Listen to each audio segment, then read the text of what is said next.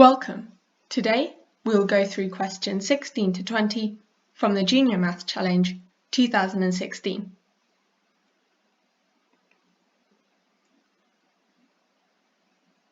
Each of the 9 small squares in this grid can be coloured completely black or completely white.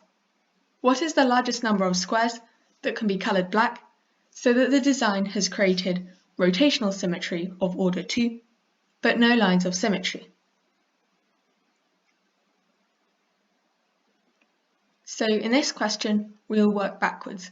We'll start from 9 black squares, then we'll go to 8, then 7, then 6, all the way to as many as we need. And we can also look at this colouring of the grid. If we have, say, a red square coloured in black, then the other red square must also be coloured in black so that we would have rotational symmetry of order 2. So if we have all 9 squares coloured in black, we will have a lot of symmetry. So that's not the answer. If we have 8 squares coloured in black, then that means the purple square is white, but again we have symmetry. Now if we have 7 black squares, then that means one pair of a certain colour is white, but again we will either have diagonal symmetry or horizontal symmetry. So now we move on to 6 black squares. This must mean the purple square is coloured in white and another pair is coloured in white. But again, just like with 7 black squares, we will have a line of symmetry. We now move on to 5 black squares.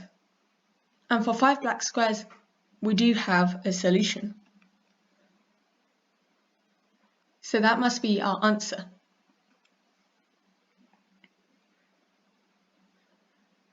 We have no diagonal symmetry, and we have no vertical symmetry, and we have no horizontal symmetry. In a group of 48 children, the ratio of boys to girls is 3 to 5. How many boys must join the group to make the ratio of boys to girls 5 to 3?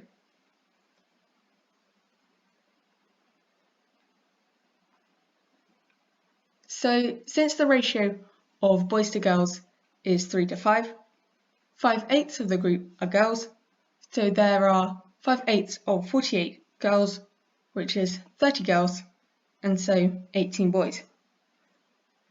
Now to make the new ratio 5 to 3, for 30 girls, there must be 50 boys. And 50 minus 18 is 32, so 32 boys need to join the group, and so the correct letter is C.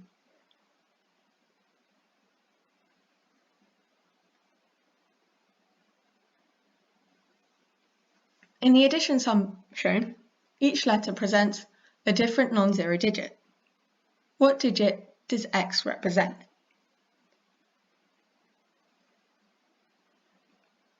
So we have E plus E is either S or 10 plus S. But if E plus E is S, then looking at the tens digit, E plus E must also still be S, but it's E. So E plus E must be 10 plus S.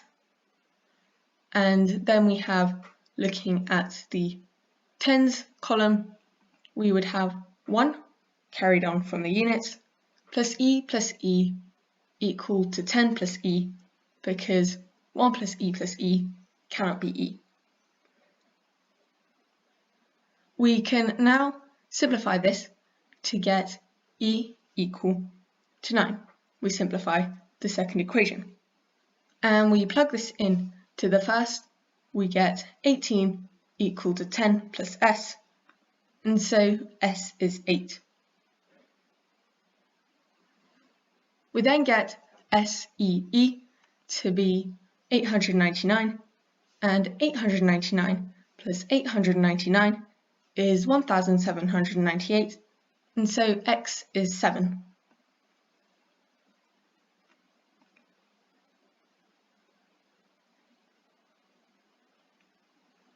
3 boxes under my stairs contain apples or pears or both. Each box contains the same number of pieces of fruit. The first box contains all 12 of the apples and 1/9 of the pears. How many pieces of fruit are there in each box?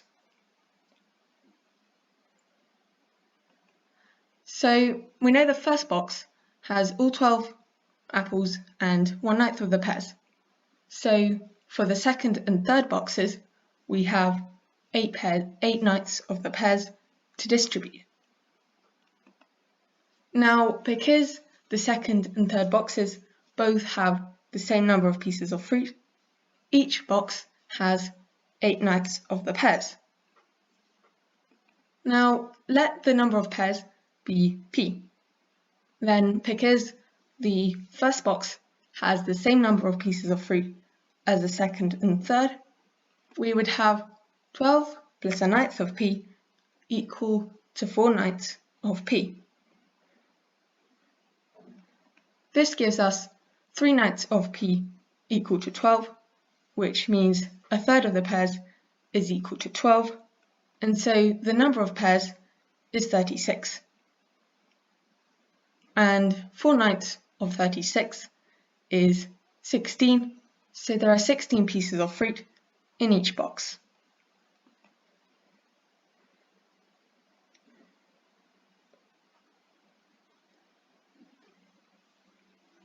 A cyclic quadrilateral has all 4 vertices on the circumference of a circle.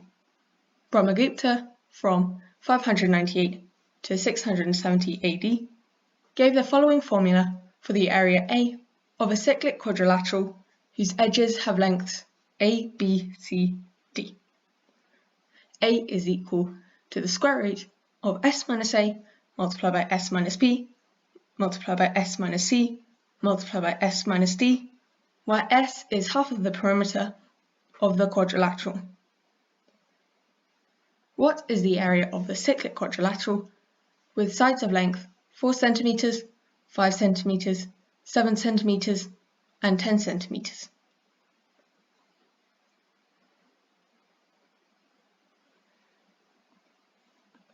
So for this, we first find the half perimeter, or the semi-perimeter, which is a half of 4 plus 5 plus 7 plus 10, which is half of 26, which is 13. We can then plug our values into the formula, and we get the square root of 13 minus 4 multiplied by 13 minus 5 multiplied by 13 minus 7 multiplied by 13 minus 10, which is the square root of 9 multiplied by 8 multiplied by 6 multiplied by 3, which is the same as 9 square root of 9 multiplied by the square root of 8 times 6 times 3, which is 144.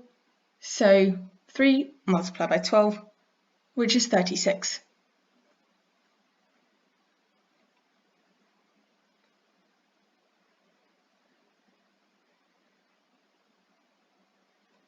Thank you for watching this video. I hope you liked it. Feel free to drop a comment in the comments down below, and see you next time.